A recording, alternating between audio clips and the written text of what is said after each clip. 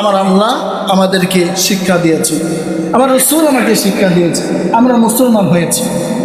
আর আমরা যেহেতু মুসলমান হয়েছি, এজন্য আমাদের মৃত্যু পর্যন্ত আল্লাহ রাব্বুল আলামিনের বিধান অঙ্গীকার করব জন্যই এই ওয়াদা আমরা আল্লাহর কাছে করেছি। এই জন্য আমাদের প্রত্যেকটা কাজের ক্ষেত্রে ইসলামকে সামনে নিয়ে আসতে হবে। সম্মানিত উপস্থিতি, ইসলামের মধ্যে ইসলামকে আমি আপনার কোনো কাজ কি ত্রুটি রাখা যাবে কিনা, যে কিছু ইসলামের মধ্যে নিয়ে গেলাম আর আমার জীবনের কিছু দুনিয়ার নিয়ম কানুনের মধ্যে আমি রেখে দিলাম, তাহলে কি চলবে? এখানে আমার আল্লাহ কি বলেছেন? আল্লাহ রাব্বুল আলামিন সূরা বাকারার 208 নম্বর আয়াতে আল্লাহ তাআলা আমাদেরকে কিভাবে, কতটুকু ইসলামের মধ্যে একজন মুসলমানকে, একজন মানুষকে যাইতে হবে, ঢুকতে হবে, ইসলামের দরজায় তাকে প্রবেশ করতে হবে, কতটুকু, অর্ধেক না 4 ভাগের 1 ভাগ, নাকি 4 ভাগের 3 ভাগ, নাকি 4 ভাগের 2 ভাগ, নাকি অর্ধা অর্ধি, কতটুকু আমাকে ইসলামের মধ্যে একজন মুসলমান হিসাবে, মানুষ হিসাবে, আল্লাহর বান্দা হিসাবে, রাসূলের উম্মত হিসাবে ইসলামের মধ্যে কতটুকু আমাকে ইসলামের দরজা, ইসলামের ঘরের মধ্যে প্রবেশ করতে হবে, আল্লাহ রাব্বুল আলামিন সূরা বাকারা 208 নম্বর আয়াতে আল্লাহ তাআলা জানিয়ে দিচ্ছেন। আল্লাহ রাব্বুল আলামিন বলছেন, ইয়া আইয়ুহাল্লাযীনা আমানু দুখুলু ফিস-সিলমি কাফা। আল্লাহ রাব্বুল আলামিন বলছেন, হে ঈমানদারগণ, তোমরা ইসলামের মধ্যে সম্পূর্ণরূপে একেবারে সম্পূর্ণ জীবনটা তোমরা ইসলামের ঘরের মধ্যে তোমরা প্রবেশ করো। তাহলে এই কথার মধ্যে সব বলতে যে আমাদের যে কোনো একটা বিষয় যদি আমরা বলি যে আমাদের ঘরের মধ্যে আমরা 10 জনকে দাওয়াত করেছি, 10 জনে কি ঘরের মধ্যে আসছে? এখন যদি প্রশ্ন হয়, এই কথা যদি বলে, এখন যদি বলা হয় উত্তরে যে হ্যাঁ সবাই চলে আসছে, তাহলে এখানে বাকি আছে এই কথার কি অবকাশ থাকলো? 10 জন মেহমান, 10 জনে কি চলে আসছে? হ্যাঁ চলে আসছে। তাহলে আর এখানে বাকি আছে কিনা এই কথার কোনো প্রশ্ন থাকলো না। তা আল্লাহ বলছেন, বান্দারে, হে ঈমানদারগণ, তোমরা ইসলামের মধ্যে সম্পূর্ণরূপে প্রবেশ করো। তাহলে আমার জীবনটা 4 ভাগও করা যাবে না, 2 ভাগও করা যাবে না, 4 ভাগের 3 ভাগও করা যাবে না। আমার জীবনের 4 ভাগ 16 আনাটাই ইসলামের মধ্যে আমি আপনাকে প্রবেশ করাই দিতে হবে। কথা ঠিক? হ্যাঁ, বাকি রাখা যাবে না।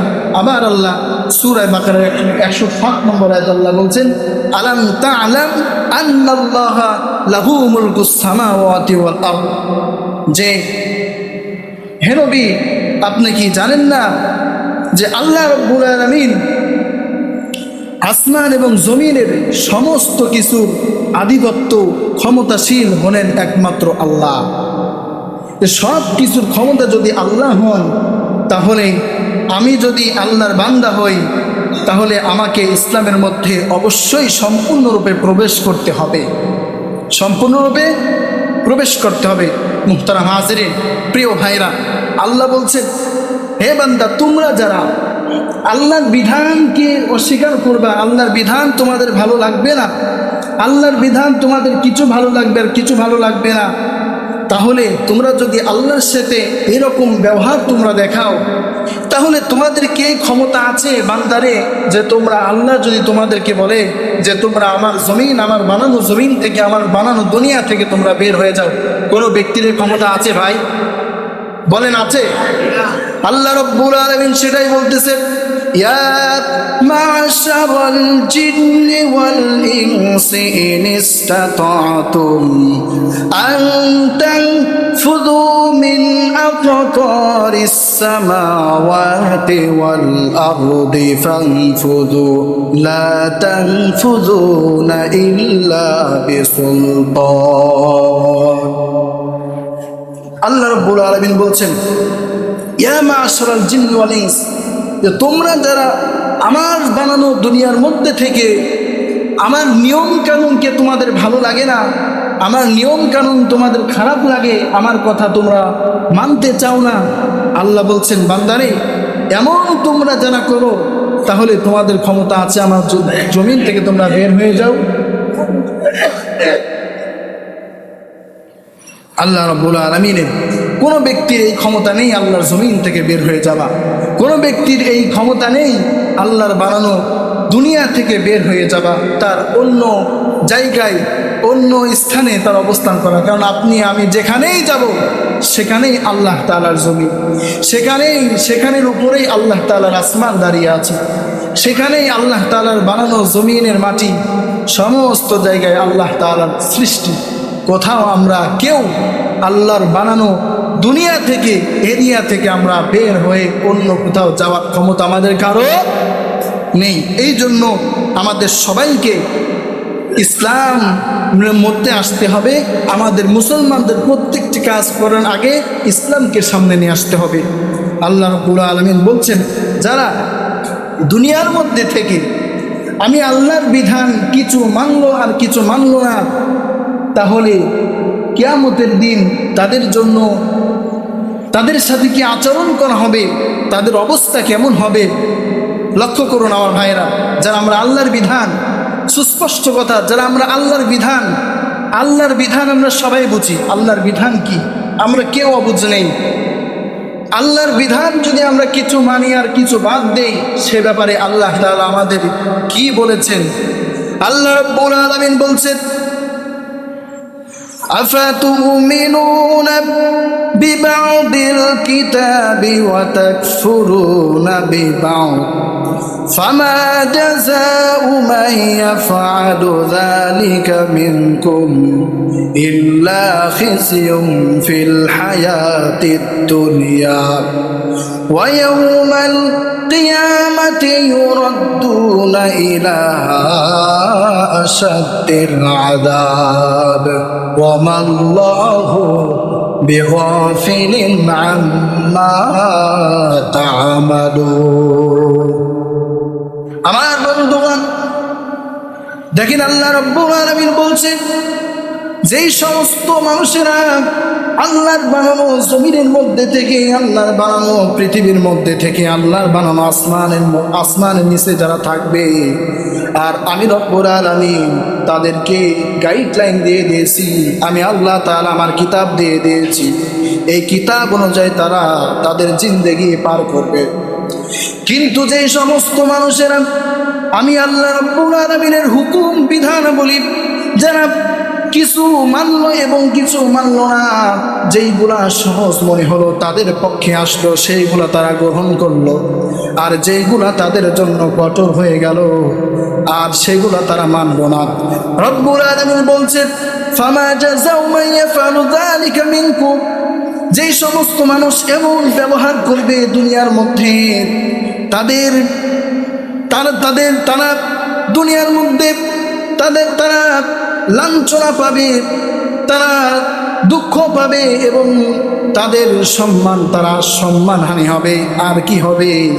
যখন তারা দুনিয়া থেকে বিদায় হয়ে কবরে চলে আসবে, হাসরের ময়দান যখন কায়েম হয়ে যাবে, আল্লাহ রাব্বুল আলামিন ওই সমস্ত বান্দাদের ব্যাপারে কিয়ামতের ময়দানে বলবেন যে সমস্ত বান্দারা দুনিয়ার মধ্যে আল্লাহর কিতাব কিছু মেনেছে আর কিছু প্রহার করে দিয়েছে, কিছু ছেড়ে দিয়েছে, আল্লাহ রাব্বুল আলামিন তাদের ব্যাপারে আল্লাহ তাআলা কিয়ামতের ময়দানে আওয়াজ দিয়ে বলবেন ওয়া ইয়াউমাল কিয়ামাতি ইউরাদ্দুনা ইলা আশাদ্দিল আযাব। ফেরেশতাদের কি বলবে আল্লাহ রাব্বুল আলামিন ফেরেশতাদেরকে বলবে ও আমার ফেরেশতারা, এই যে সমস্ত মানুষ তোমরা দেখতে পারতেছো, এই সমস্ত মানুষেরা তারা দুনিয়ার মধ্যে তাদের জিন্দেগিটা আনন্দ ফুর্তি করেছে। আমি আল্লাহ তাআলার কোরআনের যেই বিধিবিধান দিয়েছিলাম, এই বিধিবিধানের কিছু কিছু বিষয় তারা গ্রহণ করেছে আর কিছু বিষয় তারা ছেড়ে দিয়েছে। এই ও আমার ফেরেশতারা, এই সমস্ত ব্যক্তিদেরকে টেনে আযাবের দিকে তোমরা নিয়ে যাও। বলেন নাউজুবিল্লাহ। যারা দুনিয়ার মধ্যে কিছু বিষয় আমরা মানব আর আল্লাহর কিছু বিধান আমরা ছেড়ে দেব, কিয়ামতের দিন আল্লাহ তাদের ব্যাপারে বলবেন ওয়ায়ুরাদ্দুনা ইলা আশাদ্দিল আযাব।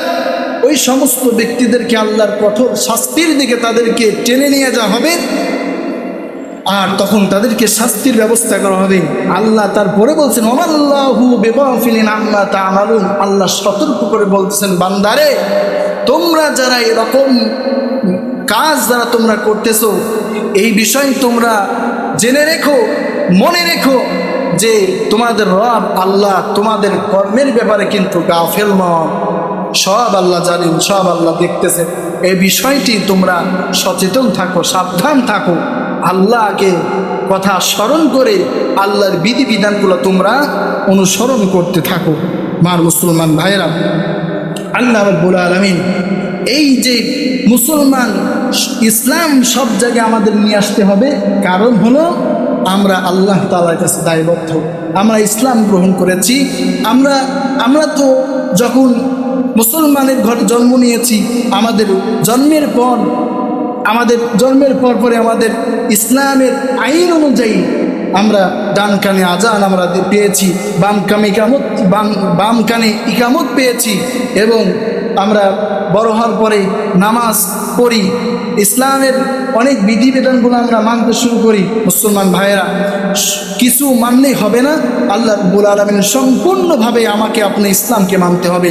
তাহলে আমরা তো বিশ্বাস করে রেখেছি আমরা জান্নাতে যাব। আমরা কোথায় যাব? জান্নাতের মধ্যে যাব। প্রিয় হাজিরিন, আমাদের জান্নাতে যদি যাইতে চাই তাহলে আল্লাহ পাকের বিধিবিধান, আল্লাহ পাকের আদেশ, রাসূলের আদর্শকে আমি আপনাকে গ্রহণ করতে হবে। সম্মানিত উপস্থিতি, গতকালকে দেখলাম এই বিশ্বকাপ, এই আর্জেন্টিনা ব্রাজিলের খেলা নিয়ে একজন মানুষ তার দাড়ি মানে আর্জেন্টিনার পতাকার কালার করে ফেলছে। মানে তার দাড়িটাই আর্জেন্টিনার পতাকার কালার করছে। কি ভালোবাসার, কি মহান সে দেখাইছে। আরেক ব্যক্তিকে দেখলাম, গরিব মানুষ, ভ্যান চালা খায়, 50,000 টাকা ঋণ করে সে এই ভ্যানকে আর্জেন্টিনার পতাকার রং করছে। তার স্ত্রী তাকে এই রং তোলার ব্যাপারে নিষেধ করেছে, স্ত্রীকে মারধর করছে, স্ত্রীকে আঘাত করছে। সেই ভ্যানটাকে আর্জেন্টিনার পতাকা দিয়ে সাজাইছে। মুসলমান ভাইরা, এমনও মানে আমাদের দেশে মুসলমান হয়ে নিকৃষ্ট ব্যক্তি পাওয়া যায়, তারা মানে তাদের জমি বিক্রয় করে, জমির মতো মানে সম্পদ বিক্রয় করে তারা আর্জেন্টিনার পতাকা বানায়া মানুষদেরকে দেখাচ্ছে, সমর্থন করতেছে। প্রিয় মুসল্লি ভাইয়েরা, আল্লাহ রাসূল বলেন যে মান তাশাব্বাহা বিকওমিন ফাহুয়া মিন। রাসূলুল্লাহ বলেন, যে ব্যক্তি যাকে ভালোবাসলো, মহব্বত করলো, যার অনুসরণ করলো, কিয়ামতের দিন আল্লাহ তাআলা তার সাথে তার হাসর নাসরটা করাবে, তার সাথে তার কিয়ামতের বসবাসটা আল্লাহ তাআলা করাবেন। প্রিয় উপস্থিতি, আমি আপনি মুসলমান হয়ে, ইসলামের অনুসারী হয়ে, আমার পিতামাতা, আমার বংশ, আমার গোষ্ঠী, আমরা মুসলমান হয়ে একজন ইহুদি কাফের মুশরিকদের সমর্থন করে যদি আমাদের কাফের মুশরিকদের সাথে হাসর নাসর হয়, তাহলে আমাদের পরিস্থিতি কোন জায়গায় যাবে একটু নিজেরাই খেয়াল করে দেখি।